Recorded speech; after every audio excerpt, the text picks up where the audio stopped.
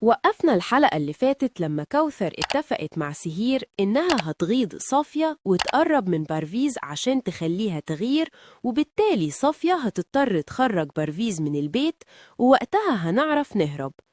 وبتخلي بارفيز يجيب لها كيس قطن من فوق الدولاب، فبيقع عليه القطن، فكوثر بتطلب منه ينفض لها الهدوم، وهنا بتشوفهم صافية وبتغير فعلا على بارفيز، وبتطلب منه يخرجه من البيت. وبعدها بنشوف كوثر اللي بتقول لبنتها إن خطتهم نجحت ويقدروا يهربوا. وفي الوقت ده ماهد بيكون في غرفة والدته وبيفتكر ذكرياته معاها، وإنها كانت بتكلم شخص يحاول يساعدها تهرب من البيت.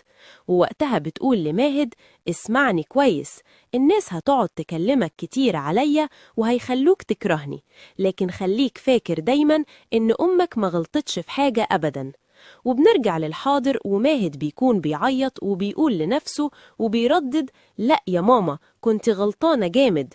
وبيكون متقطع، فوسيم بيدخل الأوضة للشاب اللي كان هيهرب هو وعائشة، والشاب بيكون خايف جدا وبيقوله: سامحني. فوسيم بيرد عليه وبيقوله: الشباك مفتوح، تقدر تهرب. فبيرد عليه الشاب وبيقوله: لا، ما اقدرش اهرب.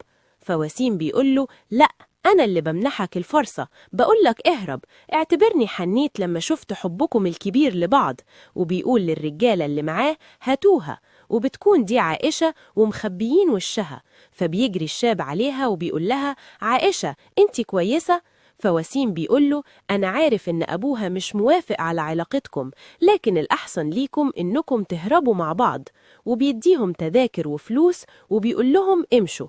فبترد عائشة وبتقول: ما نقدرش نهرب، ماهد أنقذ حياتي، ما ينفعش. فبيرد عليهم وسيم وبيقول لهم: لو حصل أي حاجة وماهد شافكم فكروه بس بحكاية أمه، ما تقلقوش. فبيجري وسيم وبيروح لماهد وبيقوله إن الشاب خد عائشة وهربها للمطار، وبيقوله لو الموضوع ده اتكشف سمعتنا هتتبهدل، إحنا اللي تصدرنا فيه. فبيسيبوا ماهد وبيمشي. فبيقول وسيم في دماغه: أما نشوف هيبقى طيب وحنين ولا قاتل. وبيتكلم بكل غل. وكوثر وسهير جهزوا وبتقول لها سهير: يلا عشان نمشي. فبتقول لها سهير إن أسد هيوحشها قوي، فبتقول لها هو هنا في أمان مع أمه، وفي يوم هيتجمعوا تاني إن شاء الله. وبيطلعوا من البيت وبيمشوا. وهنا برفيز وصفية بيكونوا في المسجد، فبيجوا مكالمة من الشيخ راشد وبيقول له: أنا عاوزك في موضوع مهم، تعرف تجيلي؟ فبيرد عليه برفيز وبيقول له: أيوة طبعا، جايلك حالا. وبيقول لصفية إن الشيخ عاوزه وبيسيبها وبيمشي. وكوثر وسهير بيكونوا راكبين العربية ومستعجلين، والدكتور فريد بيكون في المطار مستنيه، وبيقول فاضل نص ساعة على الطيارة، ولو ما جوش الخطة هتفشل. ومرة واحدة بيلاقي واحدة بتحضنه من ظهره، فبيتفاجئ الدكتور وبيبص بيلاقيها سلطانة. فبيقول لها: انت بتعملي ايه هنا؟ فبترد عليه سلطانة وبتقول له: المفروض تستقبلني كويس وتقولي حتى وحشتيني. فبتقول له: على العموم لما لقيتك بتكلم ميرا فقلت أكيد محتاجني، فعشان كده جيت. وكوثر بتكون قلقانة لا تتأخر وبترن على الدكتور، لكن فريد بيرد على مراته وبيقول لها: بقالك شهر غايبة عن البيت، ما عادش ده بيهمني. فبترد سلطانة وبتقول له: بس أنا عرفت غلطي وجيت ليك وللبنت. فبيرد عليها وبيقول لها: أكيد عمليتك في إنجاب الطفل فشلت، صح؟ فبترد سلطانة بتقول له: ما تبقاش قاسي، اللي حصل حصل بقى يا فريد. وبتقول له: يلا نروح. وبيقول لها: روحي وأنا شوية وجاي وهبعتلك السواق يوصلك. وماهد بيكون في عربيته وبيلمح 2 لابسين نقاب، وبيكون شاكك إن دول الشاب وعائشة لأن حركاتهم باينة. وفجأة العربية اللي فيها كوثر وسهير بتقع، فبتقول كوثر للسواق: وقفت ليه؟ إحنا هننزل في المطار. فبيرد عليها السواق وبيقول لها: دي آخر، كملوا الحتة دي مشي. فالشاب وعائشة بيشوفوا ماهد، فعائشة بتقول لحبيبها: روح ليه واقنعه زي ما عمو وسيم قال لنا. فبيرد عليها وبيقول لها: انتي عاوزاه يموتنا؟ وبيختفوا وبيستخبوا. وكوثر بتقول لسهير إن ده الطريق اللي هيوصلهم المطار وبيمشوا فيه. وهنا الشيخ راشد بيقول لبرفيز: أنا جبتك هنا عشان نتكلم بخصوص ماهد وسهير. فبيرد برفيز وبيقول له: خير يا شيخ. فبيرد الشيخ راشد وبيقول له: الموضوع مش بخير وعاوزين نصلحه. وبيقول له إنه كلم القاضي وحدد الفرح يوم الجمعة الجاية، هتلحق تجهز التحضيرات؟ فبيتبسط برفيس وبيقول له: طبعا، دي بنتك وده حفيدك، جوزهم في أي وقت. طبعا. فبيجي للشيخ مكالمة من طاهر، فطاهر بيقول حصل مشكلة كبيرة يا جد، والشاب وعائشة هربوا مع بعض للمطار، وكلنا هنا بندور عليك. كنا هنتدبر الموضوع بس خايفين من عصبية ماهد، فتعالى يا جدي هنا بسرعة. فبيرد جده وبيقول له اقفل، أنا جاي لك حالا، وبيمشي. وكوثر وسهير بيكونوا ماشيين، لكن سهير بتبص من بعيد وبتقول لأمها استخبي بسرعة، دول من عيلة نيازي. فبيظهر ليهم راجل فجأة وبيقول لهم اثبتوا مكانكم وارفعوا النقاب. والشاب بيقول لعائشة إن هم مسكوا 2 تانيين، والطريق فاضي قدامنا دلوقتي، يلا بينا.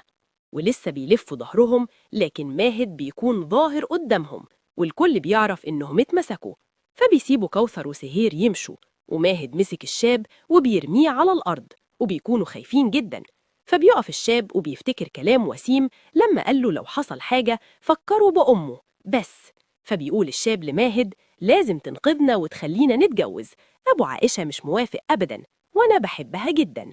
وبيقول له انت عاوز تعاقبنا زي ما أمك عاقبت نفسها، لأنها وقعت في الحب برضه، وحبها ما اكتملش فانتحرت. عاوزهم يقتلوني وعائشة تنتحر، وطاهر لسه هيتكلم ويهدي ماهد، لكن وسيم بكل غل بيضربه علشان ما يتكلمش. وسيم طبعا عاوز ماهد يتعصب، فماهد بيمسك الشاب بيقول له انت تعرف ايه عن أمي، وبيضربه وبيقول له اعترف بجريمتك وإلا هتكون شبه أمي بالظبط.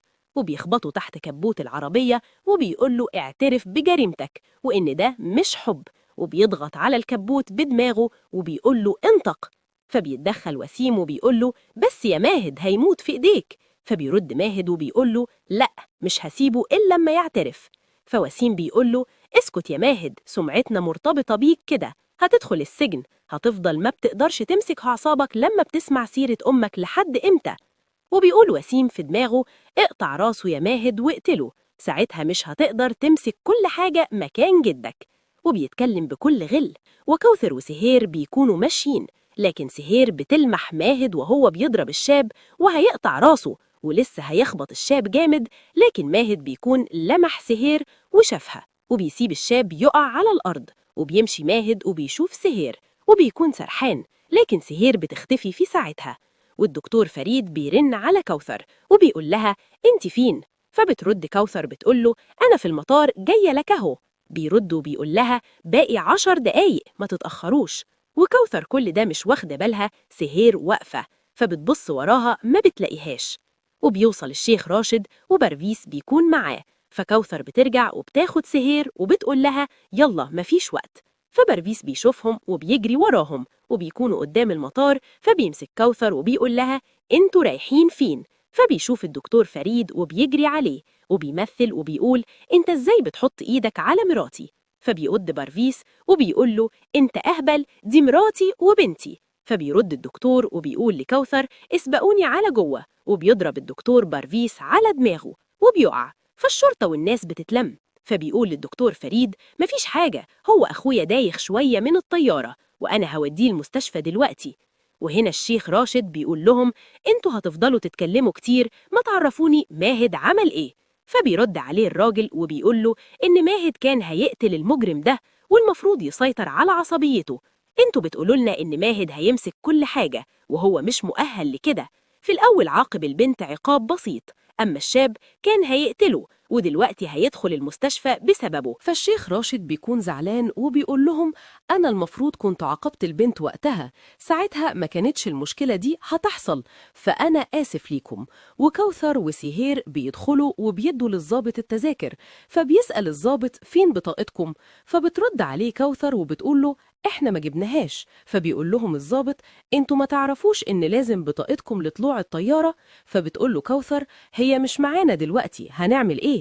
فبيروح الدكتور فريد وبيقول لهم ما دخلتوش. فبتقول له كوثر الضابط بيقول لي إنه عاوز البطايق، وإحنا ما سافرناش قبل كده فما نعرفش، وبطايقنا في بيتنا في حسين بور وولع كله بالحاجة اللي فيه، ومش عارفين هيعملوا إيه في المشكلة دي. وهنا وسيم بيقول لعمه أنا حاسس إن قلبي متحطم دلوقتي، أنت كبير القبيلة هنا بقالك 20 سنة، والنهاردة أول مرة أشوفك بتعتذر للناس.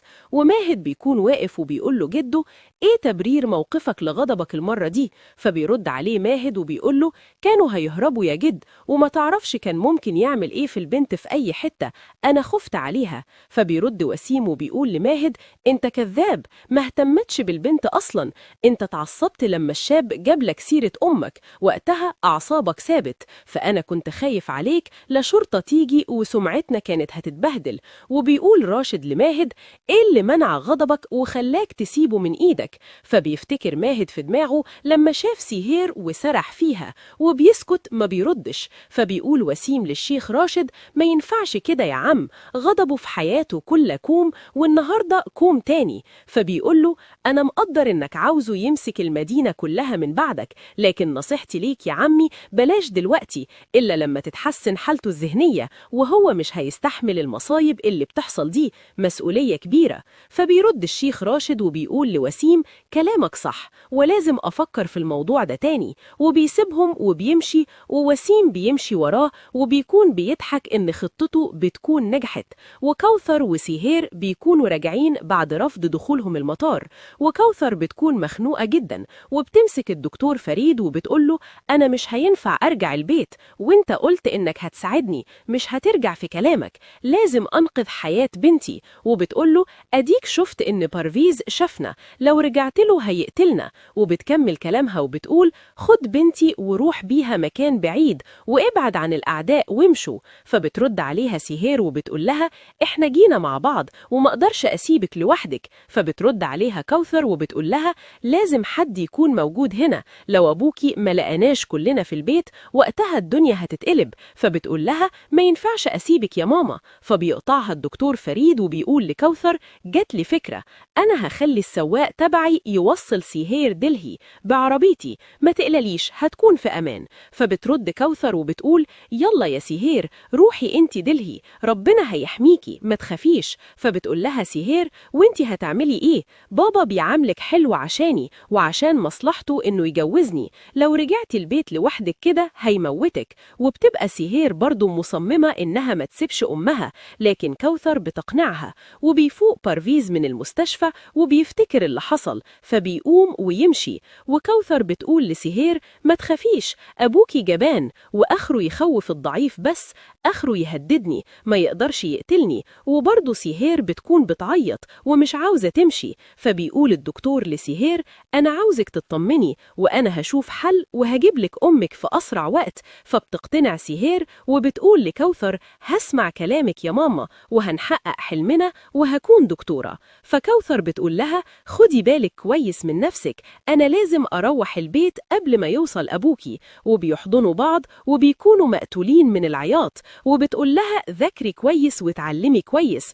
وبيودعوا بعض، لكن الدمعة ما بتفارقش عينهم. وسهير بتكون مع الدكتور فريد، فبيقول لها إن السواق ما بيردش عليه، واستنيني هنا هروح أشوفه في الجراج. وبيكون ماهد قاعد وراها، لكن ما بياخدوش بالهم من بعض. وبيكون في المكان ده بيصلح عربيته، وبتظهر نحلة وبتقرص إيد سهير فبتصوت. فماهد بيشوف مين، بيلاقيها سهير، وبيمسك إيديها وبيقول لها: إيه اللي حصل؟ قرصتك حشرة؟ فبتشيل إيديها من إيده وبتقوله: لا مفيش، أنا كويسة. فبيقول لها: أنتي بتعملي إيه هنا في المطار؟ فبترد عليه وبتقوله: جيت أستقبل مرات عمك. فبيرد عليه وبيقول لها: جاية لوحدك تستقبليها؟ فبترد سهير وتتوه في الكلام وبتقوله: شفتك من شوية لما كنت عاوز تقتل الشاب، لكن مبسوطة إنك اتصرفت صح وسبته من إيدك. فبيقول لها: أنا فقدت السيطرة وكنت متعصب، بس لما شفتكي ساعتها